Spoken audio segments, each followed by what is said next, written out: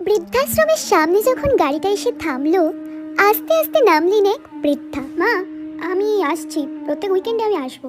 না বাবু, অত কষ্ট করিস না, তুই বরং ওই দিনগুলো বৌমাকে নিয়ে ওর মায়ের কাছে যাস। এরপর কেটে গেছে প্রায় 2 বছর। আজ বৃদ্ধাশ্রমে নতুন একজন অতিথি এলেন। বৃদ্ধা আজ থমকে গেছেন। এ কি দেখছেন তিনি?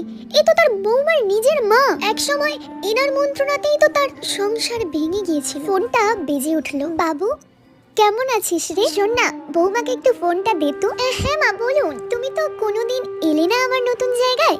এসো কাল একবার আমার নতুন বান্ধবীর সঙ্গে আলাপ করতে। না না মা, আমার সময় হবে না। আরে, আমার নতুন বান্ধবীর সাথে যে তোমার রক্তের সম্পর্ক গো।